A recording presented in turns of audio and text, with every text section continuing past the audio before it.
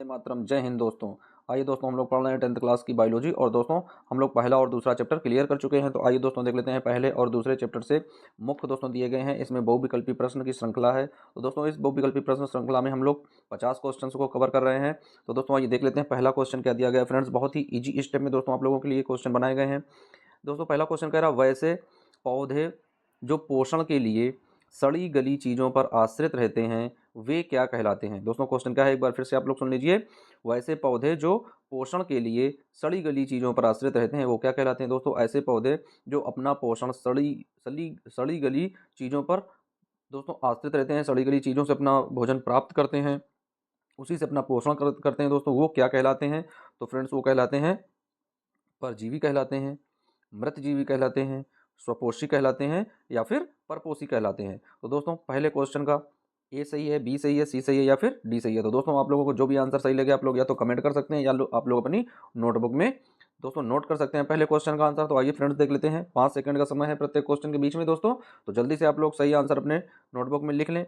अब आइए दोस्तों देख लेते हैं इस क्वेश्चन का राइट आंसर क्या होगा। तो दोस्तों पहले क्वेश्चन का राइट आंसर क्या होगा, मृतजीवी, यानी B option is right answer. दोस्तों पहले क्वेश्चन का राइट ऑप्शन आ रहा है बी नंबर, यानी मृतजीवी होते हैं जो अपना पोषण सड़ी गली वस्तुओं से प्राप्त करते हैं। अब आइए दोस्तों देख लेते हैं नेक्स्ट क्वेश्चन।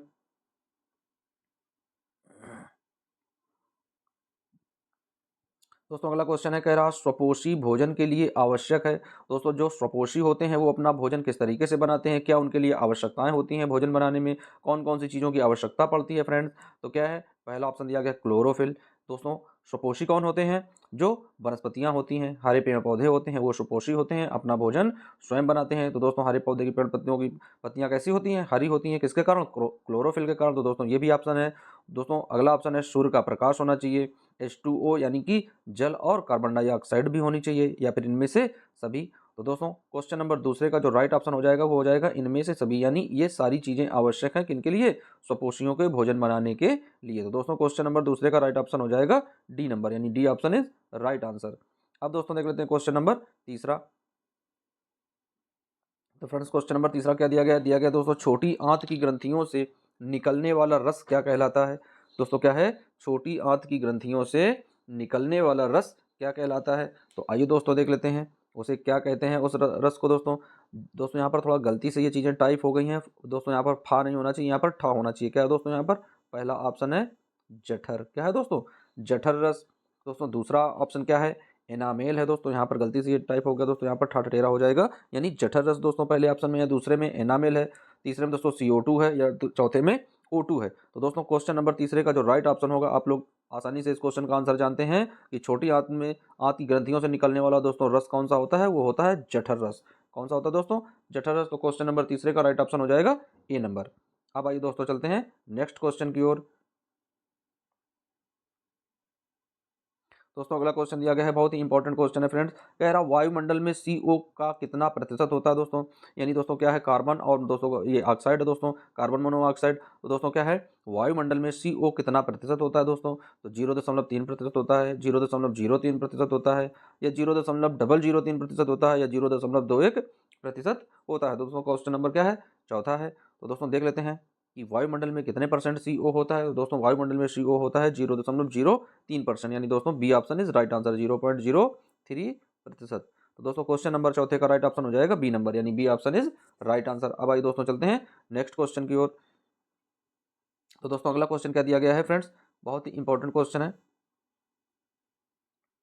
पहला दोस्तों क्या दिया गया है, क्वेश्चन दिया गया है, प्रकाश संश्लेषण प्रक्रम में निम्नांकित क्या नहीं होता है। दोस्तों प्रकाश संश्लेषण का जो प्रक्रम है, जो प्रक्रिया है, उसमें कौन सी चीज़ नहीं होती है, पानी का टूटना नहीं होता है, CO का मुक्त होना नहीं होता है, ऑक्सीजन का मुक्त होना होता है, या CO2 का उपयोग होना होता है। दोस्तों जल्दी से आप लोग कमेंट करें पांचवें क्वेश्चन का राइट आंसर क्या होगा। तो दोस्तों प्रकाश संश्लेषण प्रक्रम में क्या नहीं होता है, तो दोस्तों तो क्या नहीं होता है, CO का मुक्त होना नहीं होता है, बाद बाकी सारी क्रियाएं होती हैं, यानी पानी का टूटना भी होता है, ऑक्सीजन भी दोस्तों हरे पेड़ पौधे छोड़ते हैं, और CO2 का भी उपयोग करते हैं भोजन बनाने के लिए। तो क्वेश्चन नंबर चौथे का दोस्तों राइट ऑप्शन हो जाएगा बी नंबर, यानी B option is right answer. अब दोस्तों बढ़ते हैं नेक्स्ट क्वेश्चन की ओर। तो बच्चों अगला क्वेश्चन दिया गया है, छठवां क्वेश्चन है। छठवां क्वेश्चन क्या कह रहा इनमें किसके द्वारा अमीबा भोजन का अंतर्ग्रहण करता है। दोस्तों क्या है, अमीबा एक कोशिकीय जंतु है, और किसके द्वारा अपना भोजन ग्रहण करता है, कूट पादों के द्वारा। परिवहन के द्वारा, या भोजन रसधानी के द्वारा, या फिर केंद्रक के द्वारा। तो दोस्तों अमीबा के भोजन ग्रहण करने के लिए, अंतर ग्रहण करने के लिए क्या आवश्यक होते हैं?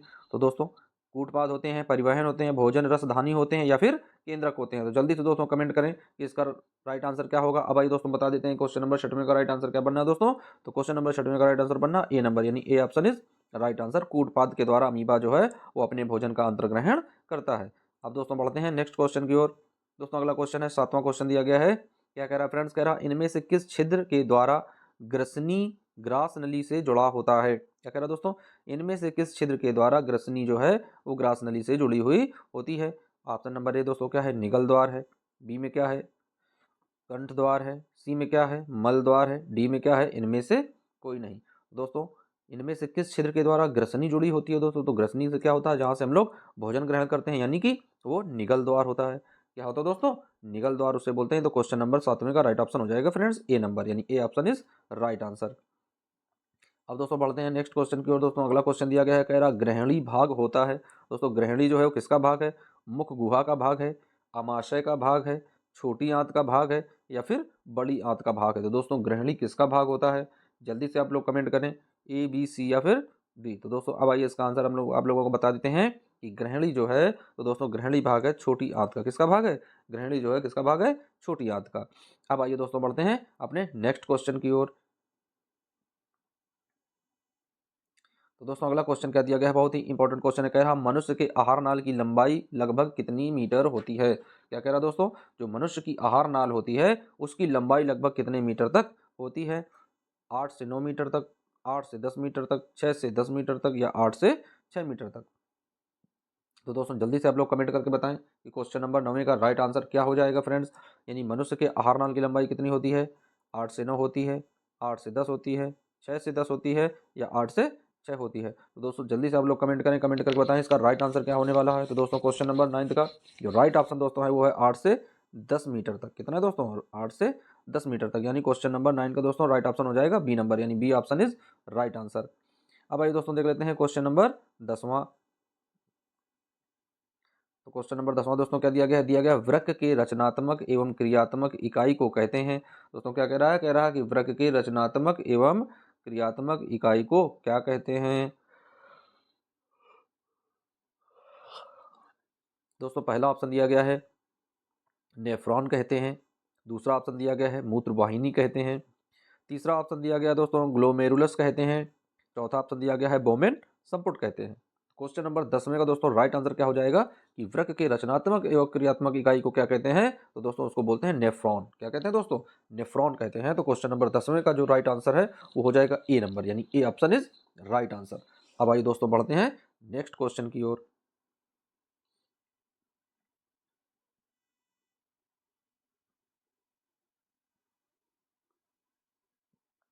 तो दोस्तों क्वेश्चन नंबर 11वां दिया गया है फ्रेंड्स, बहुत ही इंपॉर्टेंट क्वेश्चन है। कह रहा मनुष्य का प्रमुख श्वसन अंग है। क्या दोस्तों? मनुष्य का प्रमुख श्वसन अंग है कौन सा? ट्रकिया है, फेफड़ा है, गिल्स है, या फिर नाक है? दोस्तों क्वेश्चन नंबर 11वें का राइट आंसर क्या है? आप लोग समझ गए होंगे। जल्दी से आप लोग कमेंट करें, या आप लोग अपनी नोटबुक में लिखें कि मनुष्य का जो प्रमुख श्वसन अंग है वो कौन सा है। तो दोस्तों जो मनुष्य का प्रमुख श्वसन अंग है वो है दोस्तों क्या? फेफड़ा। क्या है दोस्तों? वो फेफड़ा होता है। यानी मनुष्य के प्रमुख श्वसन अंग को क्या कहते हैं? फेफड़ा कहते हैं दोस्तों। अब आइए बढ़ते हैं नेक्स्ट क्वेश्चन की ओर। तो दोस्तों क्वेश्चन नंबर दिया गया है 11वां। क्या कह रहा है? कह रहा स्वपोषी पोषण के लिए क्या आवश्यक होता है? दोस्तों क्या है? स्वपोषी पोषण के लिए क्या आवश्यक होता है? क्लोरोफिल आवश्यक होता है, कार्बन डाइऑक्साइड तथा जल आवश्यक होता है, सूर्य का प्रकाश आवश्यक होता है, या फिर इनमें से सभी? तो दोस्तों जल्दी से आप लोग कमेंट करें क्वेश्चन नंबर 12वें का राइट आंसर क्या होने वाला है। दोस्तों इस क्वेश्चन का आंसर हम लोग पीछे एक दोस्तों इसी तरह का क्वेश्चन था, उस क्वेश्चन को हम लोग कवर कर चुके हैं। तो फ्रेंड्स आइए बढ़ते हैं नेक्स्ट क्वेश्चन की ओर। और दोस्तों क्वेश्चन नंबर 12वें का जो राइट आंसर है आप लोगों को बीच में बताया जाएगा कि क्वेश्चन नंबर 12वें का राइट आंसर क्या है। अब आइए दोस्तों बढ़ते हैं, जब तक आप लोग गेस करिएगा कि क्वेश्चन नंबर 12वें का राइट आंसर क्या होगा। बढ़ते हैं दोस्तों नेक्स्ट क्वेश्चन की ओर। ये भी दोस्तों बहुत ही इंपॉर्टेंट और बहुत ही इजी क्वेश्चन है। कह रहा है दोस्तों मानव हृदय में पाए जाते हैं 3 वेश में पाए जाते हैं, 2 वेश में पाए जाते हैं, 4 वेश में पाए जाते हैं, या फिर 5 वेश में पाए जाते हैं। दोस्तों मानव हृदय में क्या है कि ये कितने भागों में बटा होता है दोस्तों। तो मानव हृदय इस तरीके का बना होता है। इस तरीके के दोस्तों आम तरीके से हम लोग ऐसे बनाते हैं, लेकिन दोस्तों यहाँ से क्या करते हैं, इस चीज़ को यहाँ से कट कर देते हैं। तो कैसे दोस्तों बनता है? इस तरीके से बनेगा दोस्तों मानव हार्ट। इस तरीके का होगा दोस्तों, इस तरीके का बना होता है ऐसे। यहाँ से दोस्तों ये ऐसे मिले होते हैं इस तरीके से, ये इस तरीके से बाल्ब लगे होते हैं। तो दोस्तों पहला पॉइंट ये हो जाता है, दूसरा ये हो जाता है, तीसरा ये हो जाता है और चौथा ये हो जाता है। तो मानव हार्ट में दोस्तों कितने वेस्म होते हैं? तो दोस्तों इसमें 4 वेस्म होते हैं। ये कितने वेस्म आ गए दोस्तों? 4 वेस्म है, क्योंकि ये दोस्तों क्या है, बायां इधर उधर को क्या होता है दोस्तों, दायां अलिंद बायां अलिंद, ये दायां निलय और बायां निलय। बीच में दोस्तों जो होती है ये सेप्टम होती है। तो इस तरीके से मानव हृदय का नामांकित चित्र दोस्तों बनाया जाता है। इस तरीके से इसकी ये रचनाएं बनी होती हैं फ्रेंड्स ऐसे। तो अब आइए दोस्तों बढ़ जाते हैं, देख लेते हैं मानव हृदय में पाए जाने वाले वेस्म कितने होते हैं। तो दोस्तों होते हैं 4, यानी 13वें का सी नंबर दोस्तों राइट आंसर हो जाएगा। अब आइए बढ़ते हैं नेक्स्ट क्वेश्चन की ओर। तो दोस्तों क्वेश्चन नंबर 14 क्या कह रहा है निम्नांकित में से कौन मलेरिया परजीवी है। दोस्तों क्या कह रहा है, निम्नांकित में से कौन जो है वो मलेरिया परजीवी है। तो दोस्तों ऑप्शन नंबर ए क्या है, प्लाज्मोडियम है। ऑप्शन नंबर बी क्या है, लीशमैनिया है।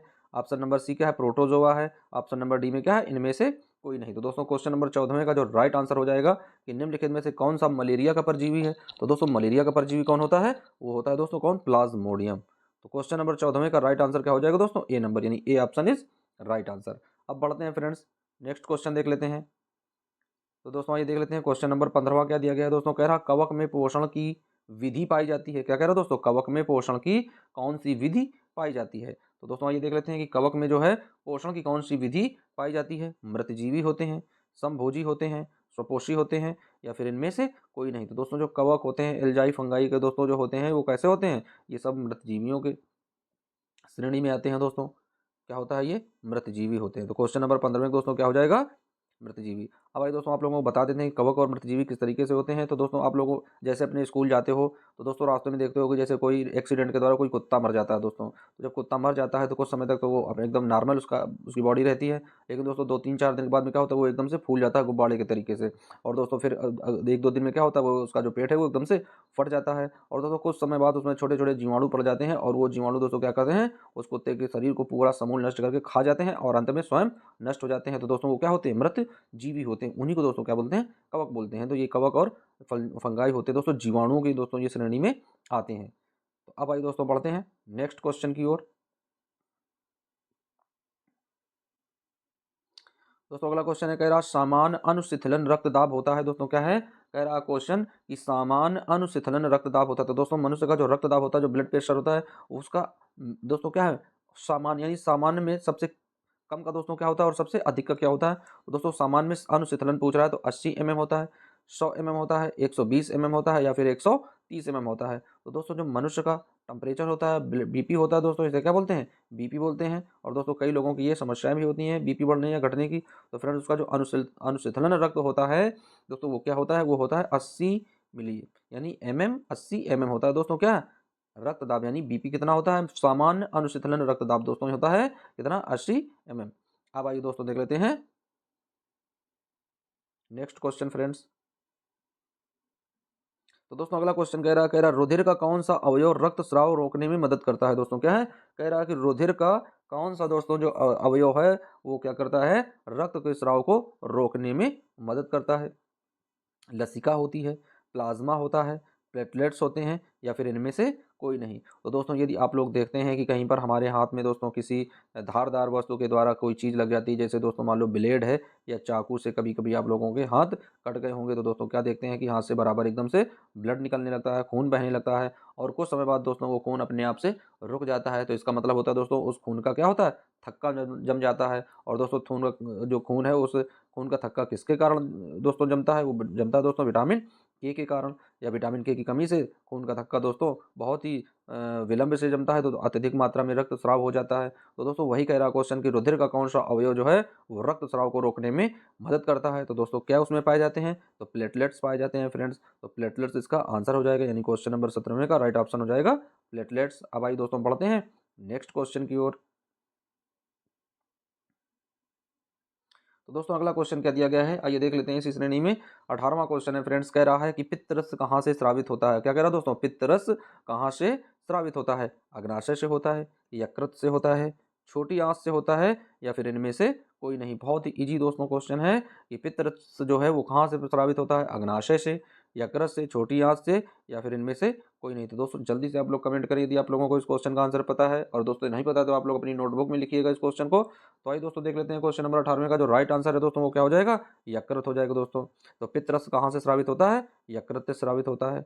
अब आइए दोस्तों बढ़ते हैं नेक्स्ट क्वेश्चन की ओर।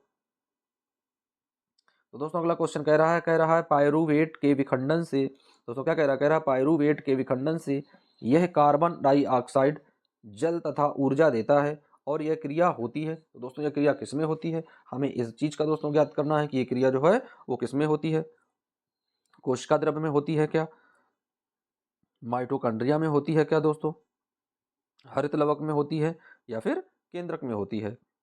तो बच्चों जल्दी से आप लोग कमेंट करके बताएं कि इस क्वेश्चन का आंसर क्या होगा 5 सेकंड के अंदर दोस्तों। उसके बाद में इस क्वेश्चन का आंसर हम आप लोगों को क्लियर बताएंगे क्वेश्चन का राइट आंसर क्या होने वाला है। तो दोस्तों आइए देख लेते हैं कि पायरुवेट के विखंडन से यह कार्बन डाइऑक्साइड जल तथा ऊर्जा के रूप में ऊर्जा जल तथा ऊर्जा देता है। और यह क्रिया क्या होती है दोस्तों, तो यह क्रिया कहाँ पर होती है फ्रेंड, तो यह क्रिया होती है माइटोकॉन्ड्रिया में। क्योंकि दोस्तों माइटोकॉन्ड्रिया में कहाँ बात आ जाती है, ऊर्जा की। और माइटोकॉन्ड्रिया को कोशिका का क्या बोलते हैं, ऊर्जा गृह बोलते हैं, यानी इसे पावर हाउस बोलते हैं। यानी पावर हाउस ऑफ सेल्स क्या होती है, माइटोकॉन्ड्रिया होती है, यानी कोशिका की ऊर्जा भंडार गृह होता है दोस्तों क्या, माइटोकॉन्ड्रिया। तो दोस्तों क्वेश्चन नंबर 19 का राइट ऑप्शन क्या हो जाएगा, बी नंबर, यानी B option is right answer. अब दोस्तों बढ़ते हैं नेक्स्ट क्वेश्चन की ओर। दोस्तों अगला क्वेश्चन दिया गया बहुत ही इंपॉर्टेंट और एकदम से इजी क्वेश्चन है। कह रहा कि श्वसन के अंतिम उत्पाद क्या होते हैं। क्या कह रहा फ्रेंड्स, श्वसन के अंतिम उत्पाद क्या होते हैं। तो दोस्तों श्वसन के अंतिम उत्पाद देख लेते हैं क्या दिया गया है फ्रेंड्स। दिया गया है CO और HO, बी में दिया गया दोस्तों CO और ऊर्जा, सी में दिया गया दोस्तों HO और ऊर्जा, उसके बाद दोस्तों डी में दिया गया CO2 तथा H2O और ऊर्जा। दोस्तों इतनी चीजें उत्पादित होती हैं श्वसन क्रिया के द्वारा। तो दोस्तों क्वेश्चन नंबर 20 में का जो राइट आंसर हो जाएगा वो क्या हो जाएगा, कि CO2 एवं H2O और ऊर्जा। दोस्तों इतनी चीजें वहां से निकलती हैं। यानी श्वसन के अंतिम उत्पाद कौन कौन से होते हैं, कार्बन डाइऑक्साइड होता है दोस्तों, जल होता है, और उसके साथ साथ ऊर्जा होती है। तो क्वेश्चन नंबर 20 में का राइट ऑप्शन हो जाएगा फ्रेंड्स डी नंबर, यानी D option is right answer. बढ़ते हैं दोस्तों नेक्स्ट क्वेश्चन की ओर।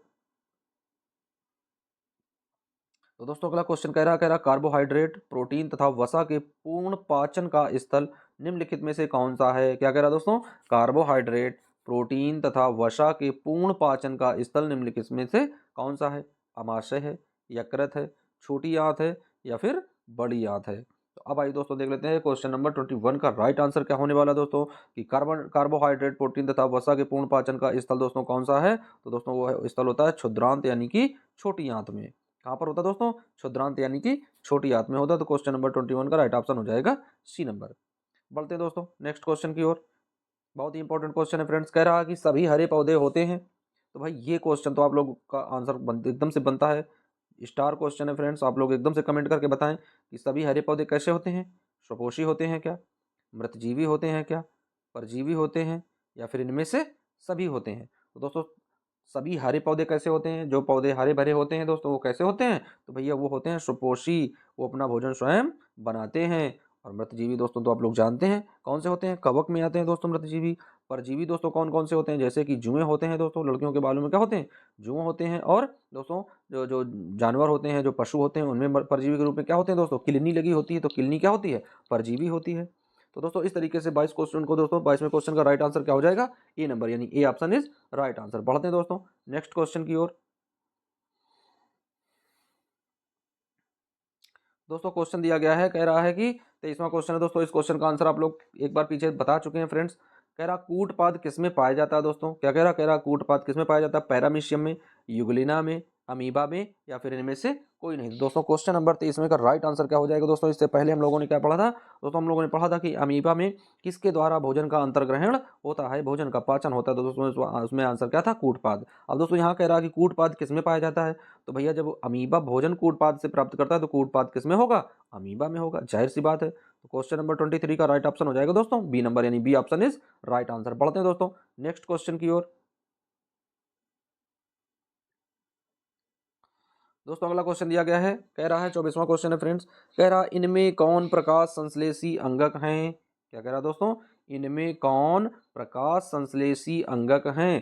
तो दोस्तों ऑप्शन देख लेते हैं भाई। ऑप्शन क्या है, ए नंबर में दिया गया है पत्ती है, बी में दिया गया है स्ट्रोमा है, सी में दिया गया है ग्राना है, या डी में दिया गया है हरित लवक है। तो दोस्तों क्वेश्चन नंबर 24 का जो राइट आंसर है वो क्या हो जाएगा कि इनमें से प्रकाश संश्लेषी अंगक कौन है। तो दोस्तों प्रकाश संश्लेषी अंगक कौन से होते हैं, जिनमें प्रकाश संश्लेषण की क्रिया होती है भैया, वही प्रकाश संश्लेषी होगा जिसमें प्रकाश संश्लेषण की क्रिया होगी। और दोस्तों ये क्रिया किसमें होती है, हरित लवक में। तो दोस्तों क्वेश्चन नंबर 24 का राइट ऑप्शन हो जाएगा डी नंबर, यानी D option is right answer. बढ़ते हैं फ्रेंड्स फिर से नए क्वेश्चन की ओर। बहुत ही नंबर 1 का क्वेश्चन है फ्रेंड्स, कह रहा मनुष्य के शरीर की सबसे बड़ी ग्रंथि कौन सी है। क्या कह रहा दोस्तों, मनुष्य के शरीर की सबसे बड़ी ग्रंथि कौन है, लीवर है, अग्नाशय है, अंडाशय है, या फिर एड्रीनल है। दोस्तों क्वेश्चन नंबर 25 का राइट आंसर क्या हो जाएगा कि मनुष्य के शरीर की जो सबसे बड़ी ग्रंथि है दोस्तों वो कौन सी है, वो है लीवर। दोस्तों कौन सी है, लीवर है। तो क्वेश्चन नंबर 25 का राइट आंसर हो जाएगा दोस्तों ए नंबर, यानी A option is right answer. बढ़ते हैं दोस्तों नए क्वेश्चन की ओर। और फ्रेंड्स बहुत ही इंपॉर्टेंट क्वेश्चन है, कह रहा है कि मछली के हृदय में कोष्ठों की संख्या होती है। दोस्तों क्या है, मछली के हृदय में कोष्ठों की संख्या कितनी होती है, 2 होती है, 3 होती है, 4 होती है, या फिर केवल 1 होती है। दोस्तों अभी आप लोग पढ़, इससे पहले एक क्वेश्चन आया था कि दोस्तों ह्यूमन बॉडी में दोस्तों जो हार्ट होता है, जो हम लोगों का हृदय होता है, वो कितने वेश्मों में बटा होता है। दोस्तों हम लोगों ने पढ़ा था कि वो 4 वेश्म में बटा होता है। लेकिन यहाँ पर दोस्तों हम लोग देख रहे हैं कि जो मछली का हृदय है वो कितने भागों में बटा है। तो दोस्तों वो बटा है 2 भागों में बटा है, 3 भागों में बटा है, 4 भागों में बटा है, या फिर केवल 1 भाग में बटा है। तो दोस्तों क्वेश्चन नंबर 26 का राइट आंसर हो जाएगा ए नंबर, यानी A option is right answer. वो कितने भागों में बटा होता है, वो दोस्तों बटा होता है 2 भागों में। अब आइए फ्रेंड्स बढ़ते हैं नेक्स्ट क्वेश्चन की ओर। दोस्तों अगला क्वेश्चन कह रहा एक वयस्क मनुष्य के कितने दांत होते हैं। दोस्तों वयस्क आप लोग समझते होंगे कि वयस्क जो होते हैं वो दोस्तों कितने होते हैं, यानी वो दोस्तों 20 और 20 से 20 यानी 20 और 25 एज के होते हैं दोस्तों, वो वयस्क की श्रेणी में आते हैं। दोस्तों कह रहा कि एक वयस्क मनुष्य के कितने दांत होते हैं, 28 होते हैं, 30 होते हैं, 32 होते हैं, या फिर 34 होते हैं। दोस्तों 34 को तो किसी के नहीं होते हैं। बाकी इनकी दोस्तों क्या होगा, इनकी जो है वो एक एज होती है, 28 में बाल्यावस्था होती है, और दोस्तों 30 में किशोरावस्था। और जैसे किशोरावस्था को हम लोग क्रॉस करते हैं दोस्तों, वैसे ही हम लोग लग जाते हैं प्रौढ़ावस्था में, और उस अवस्था में मनुष्य के जो दांत होते हैं वो हो जाते हैं कितने, 32 भैया। तो क्वेश्चन नंबर 27 का राइट आंसर हो जाएगा दोस्तों 32, यानी 32 इज राइट आंसर। अब आइए फ्रेंड्स बढ़ते हैं नेक्स्ट क्वेश्चन की ओर कि क्वेश्चन नंबर 27 का राइट आंसर हो चुका है। अब बढ़ते हैं फ्रेंड्स अगला सवाल देख लेते हैं। तो दोस्तों अगला सवाल दिया गया है, कह रहा है रक्त का थक्का बनाने में सहायक होता है। दोस्तों क्या कह रहा है, रक्त का थक्का बनाने में सहायक होता है। दोस्तों अभी इससे पहले हम आप लोगों को बता चुके हैं कि रक्त का थक्का किस तरीके से बनता है और इसका क्या कार्य होता है। तो फ्रेंड्स क्वेश्चन नंबर 28 का राइट आंसर क्या हो जाएगा, लाल रक्त कणिकाएं यानी रेड ब्लड सेल्स, श्वेत रक्त कणिकाएं यानी डब्ल्यू दोस्तों व्हाइट ब्लड सेल्स, या रक्त विम्बाणु होते हैं दोस्तों प्लेटलेट्स जिन्हें बोलते हैं, या दोस्तों इनमें से कोई नहीं। तो क्वेश्चन नंबर 28 का राइट आंसर दोस्तों क्या हो जाएगा, प्लेटलेट्स। दोस्तों क्या हो जाएगा, प्लेटलेट्स। और रक्त बिम्बाणु में क्या होता है, इसी में विटामिन के पाया जाता है दोस्तों, प्लेटलेट्स पाया जाता है, उसी के द्वारा वह नियंत्रित होता है। क्वेश्चन नंबर 28 का राइट आंसर हो जाएगा सी नंबर। बढ़ते हैं फ्रेंड्स अगले क्वेश्चन की ओर। तो फ्रेंड्स अगला क्वेश्चन है, मैग्नीशियम पाया जाता है। दोस्तों क्या है, कह रहा है कि मैग्नीशियम जो है वो पाया जाता है किसमें, क्लोरोफिल में, लाल रक्त कण में, या वर्णी लवक में, या श्वेत रक्त कण में। अब आइए दोस्तों देख लेते हैं क्वेश्चन नंबर 29 है फ्रेंड्स, कह रहा है कि मैग्नीशियम किसमें पाया जाता है, क्लोरोफिल में, लाल रक्त कण में, वर्णी लवक में, या फिर श्वेत रक्त कणों में। तो दोस्तों क्वेश्चन नंबर 29 का राइट आंसर हो जाएगा ए नंबर, यानी A option is right answer. A option is right answer. दोस्तों क्या है, क्लोरोफिल में क्या पाया जाता है, मैग्नीशियम। बढ़ते हैं दोस्तों नेक्स्ट क्वेश्चन की ओर।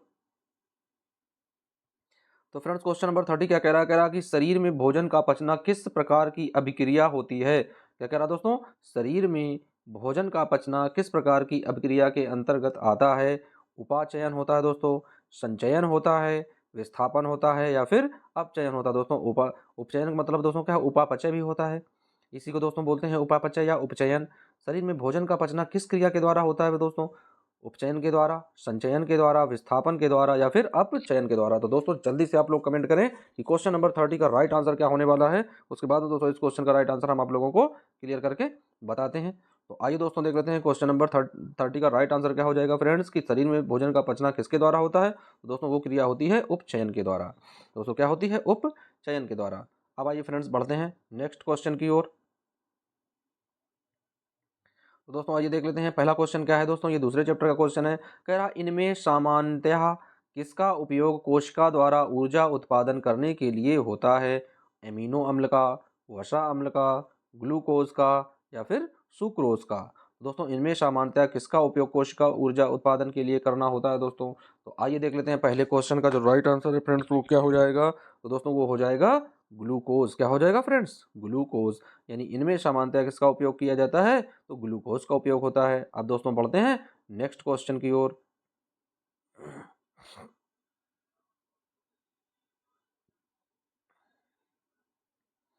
तो आइए दोस्तों देख लेते हैं क्वेश्चन क्या है। कह रहा दोस्तों पौधे में किस क्रिया के द्वारा बाहरी वातावरण से ऑक्सीजन कोशिकाओं को पहुंचाता है?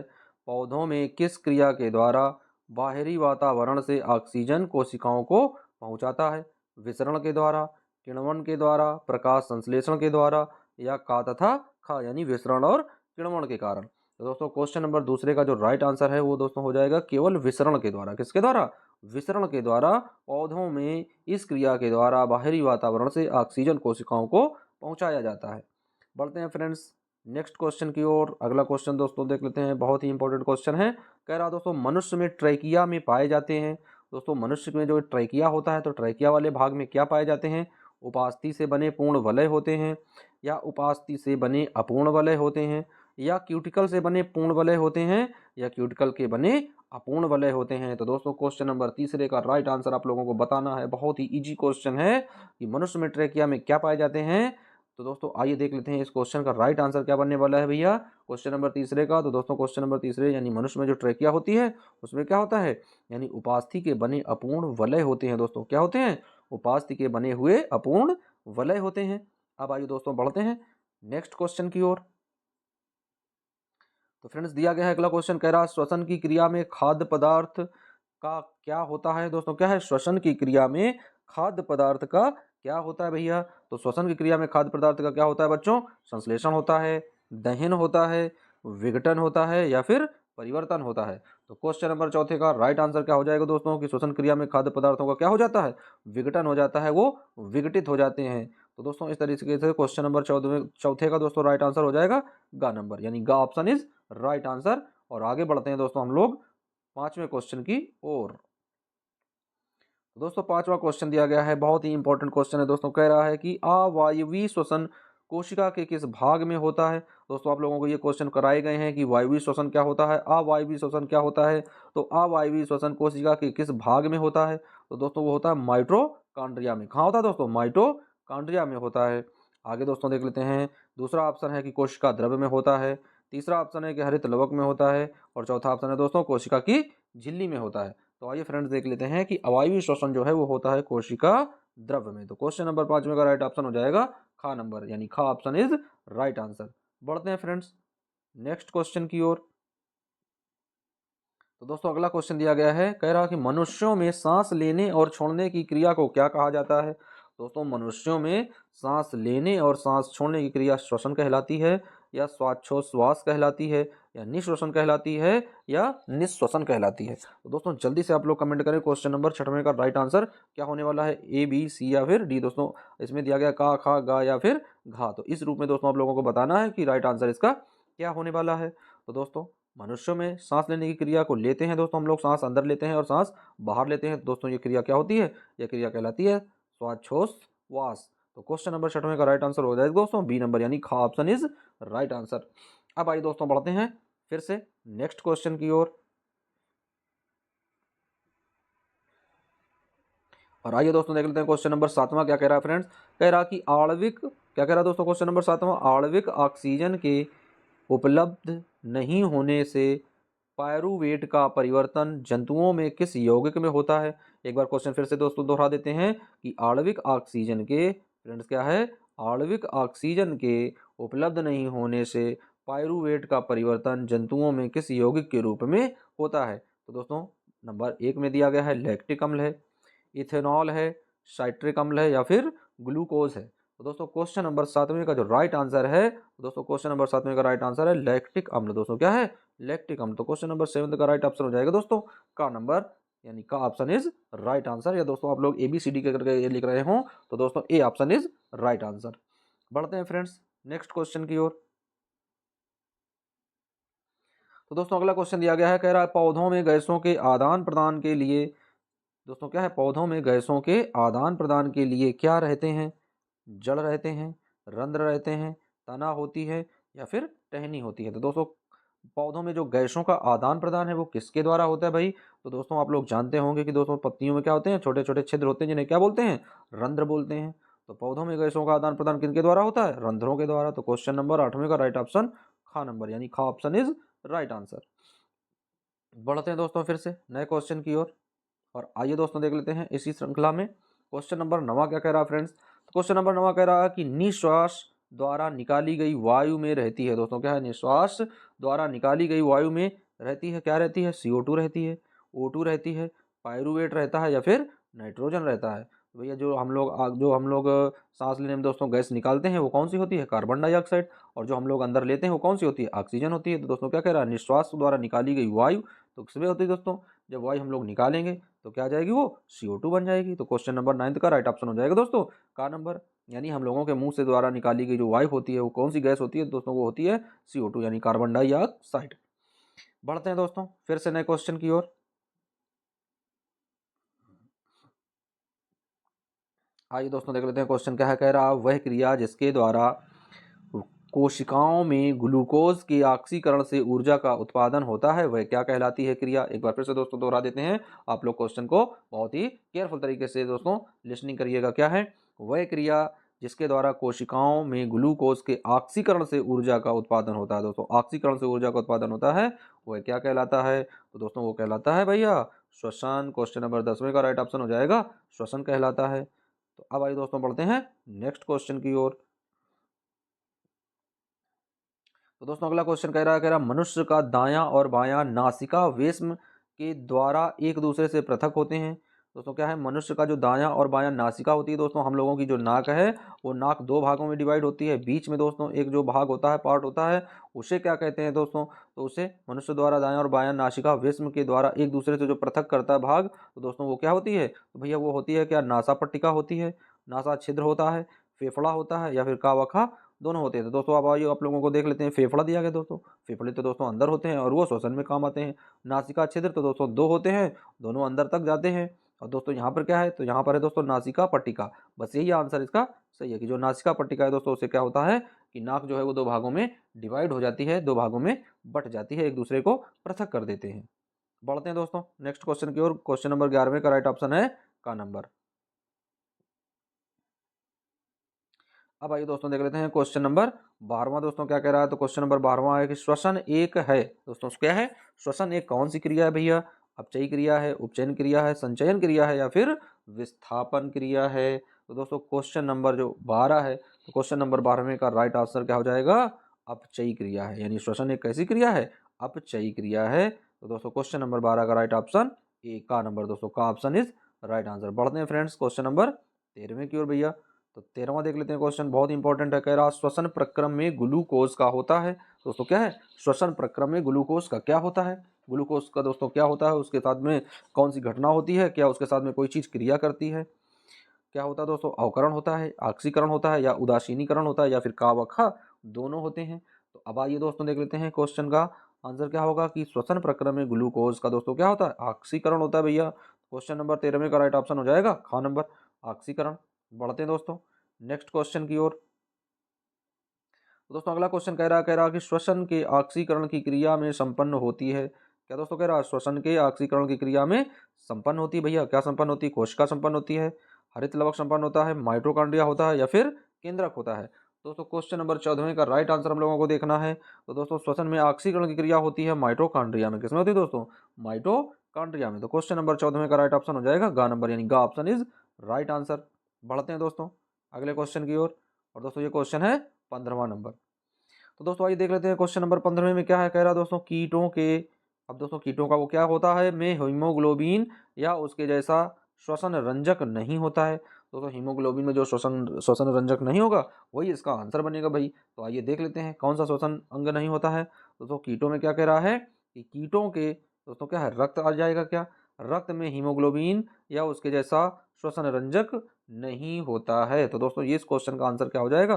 का नंबर, यानी यहाँ पर हम क्या भर देंगे दोस्तों? रक्त उठाकर फिल कर देंगे। और क्या आ जाएगा दोस्तों कि कीटों के रक्त में हीमोग्लोबिन या उसके जैसा श्वसन रंजक नहीं होता है। तो दोस्तों इस तरीके से क्वेश्चन नंबर 15 का राइट ऑप्शन हो जाएगा का नंबर। बढ़ते हैं दोस्तों नेक्स्ट क्वेश्चन की ओर। तो अब आइए दोस्तों देख लेते हैं, ये क्वेश्चन मिला लेते हैं भाई क्या कह रहा है। तो कह रहा है दोस्तों कि मछली में गिल्स एक चपटी थैली में होते हैं, जिसे कहते हैं दोस्तों क्या है, मछली में गिल्स एक चपटी थैली में होते हैं, जिसे हम लोग क्या बोलते हैं, क्या कहते हैं, क्या उन्हें गिल कोष्ठ कहते हैं, ट्रैकिया कहते हैं, फेफड़ा कहते हैं, या फिर श्वास नली कहते हैं। दोस्तों क्वेश्चन नंबर 16 का राइट आंसर देख लेते हैं हम लोग, क्या हो जाएगा कि मछली में गिल्स एक चपटी थैली होती है, तो दोस्तों क्या बोलते हैं, उन्हें बोलते हैं गिल कोष्ठ। क्या बोलते हैं दोस्तों, गिल कोष्ठ। और दोस्तों ये किसके द्वारा श्वसन करती है, गलफड़ों के द्वारा। बढ़ते हैं दोस्तों क्वेश्चन नंबर 17 की ओर। बहुत इंपॉर्टेंट क्वेश्चन है दोस्तों। तिलचट्टा में कितने जोड़े श्वसन रंध्र पाए जाते हैं। दोस्तों बहुत ही नंबर 1 का क्वेश्चन है, कह रहा कि तिलचट्टा में कितने जोड़े श्वसन रंध्र पाए जाते हैं। तो दोस्तों देख लेते हैं ऑप्शन क्या है, 2 पाए जाते हैं, 8 पाए जाते हैं, 10 पाए जाते हैं, या फिर 6 पाए जाते हैं। दोस्तों आप लोग इसमें गेस लगाइएगा और उसके बाद दोस्तों इस क्वेश्चन का आंसर आप लोग देने का प्रयास करें। क्वेश्चन नंबर 17 का राइट आंसर क्या हो जाएगा दोस्तों। जो तिलचट्टा होता है उसमें कितने जोड़े श्वसन पाए जाते हैं दोस्तों। तो तिलचट्टा में दोस्तों कितना होता है श्वसन पाने का दोस्तों, तो 10 श्वसन पाए जाते हैं। इसमें कितने होते हैं दोस्तों, 10 श्वसन अंग पाए जाते हैं, जोड़े होते हैं दोस्तों, 10 जोड़े श्वसन अंग पाए जाते हैं। बढ़ते हैं दोस्तों नेक्स्ट क्वेश्चन की ओर। तो दोस्तों अगला क्वेश्चन है, कह रहा कि मछली का श्वसन अंग क्या है। भाई बहुत इससे ज़्यादा इजी क्वेश्चन तो आप लोगों को मिलने वाला है नहीं। क्या होता है, गिलकोष्ठ होता है, ट्रैकिया होता है, फेफड़ा होता है, या फिर श्वास नली होती है। दोस्तों ये जो जितने भाग हैं ये सब भाग किसके हैं, तो दोस्तों ये सब भाग हैं मनुष्यों के। कौन बचता है, गिलकोष्ठ बचता है, जो किसका भाग हो जाएगा, मछली का हो जाएगा। तो दोस्तों मछली का श्वसन तंत्र क्या है, गिलकोष्ठ भैया। आगे बढ़ जाते हैं। तो दोस्तों अगला क्वेश्चन कह रहा तिलचट्टा का श्वसन अंग बताइए। क्या कह रहा दोस्तों, तिलचट्टा का श्वसन अंग बताइए। तो दोस्तों तिलचट्टा का श्वसन क्या होता है, क्या गिलकोष्ठ होता है, ट्रैकिया होता है, फेफड़ा होता है, या फिर श्वास नली होता है। दोस्तों क्वेश्चन नंबर 19 का राइट आंसर क्या हो जाएगा कि जो तिलचट्टा होता है उसका श्वसन अंग होता है दोस्तों ट्रैकिया। क्या होता है फ्रेंड्स, ट्रैकिया होता है, ट्रैकिया के द्वारा वह श्वसन करता है। बढ़ते हैं दोस्तों नेक्स्ट क्वेश्चन की ओर। अब आइए दोस्तों देख लेते हैं क्वेश्चन नंबर 20वां क्या कह रहा है दोस्तों। कह रहा है कि मनुष्य का श्वसन अंग क्या है, गिलकोष्ठ है, ट्रैकिया है, फेफड़ा है, या फिर श्वास नली है। तो दोस्तों जल्दी से आप लोग कमेंट करें क्वेश्चन नंबर, दोस्तों इसमें तो 20वां है लेकिन वैसे ही क्वेश्चन नंबर 50वां है फ्रेंड्स। तो दोस्तों हम लोगों ने 50 क्वेश्चन सॉल्व कर लिए हैं और दोस्तों क्वेश्चन नंबर 20वें का आप लोग इस क्वेश्चन का आंसर आप लोग कमेंट करके बताएंगे कि इसके 4 ऑप्शन में कौन सा ऑप्शन सही है। गिलकोष्ठ सही होगा, ट्रैकिया सही होगा, फेफड़ा सही होगा, या फिर श्वास नली सही होगा। तो दोस्तों फिर से मिलते हैं दूसरी बार में दोस्तों दूसरे नई वीडियो में। जब तक के लिए दोस्तों बने रहिए वीडियो और चैनल के साथ में। फ्रेंड्स आप लोग जरूर बताने का एक बार कष्ट करेंगे कि इसके कितने अंक आए दोस्तों। 50 नंबर का क्वेश्चन था यानी 50 क्वेश्चन थे, तो जिस दोस्तों के दोस्तों 45 आए हों तो 45 बटे क्या करेंगे 50 लिखेंगे। उसके बाद दोस्तों अगर किसी के 40 हों तो 40 बटे 50, यानी इस तरीके से आप लोग कमेंट करके बताने का एक बार प्रयास करेंगे कि किसके कितने अंक दोस्तों आए हैं इस बहुविकल्पी क्वेश्चन श्रृंखला में। दोस्तों मिलते हैं फिर से नए किसी वीडियो में, जब तक के लिए दोस्तों बने रहिए, मिलते रहिए। और दोस्तों जाने से बाद क्या करना है दोस्तों, आप लोग एक बार इन चीज़ों को अच्छे से नोट कर लें और इन सब चीज़ों का दोस्तों अच्छे से मेमोराइज़ करते रहें। दोस्तों जाने से पहले एक बार वीडियो को लाइक अवश्य करते हैं। मिलते हैं दोस्तों फिर से। जय हिंद।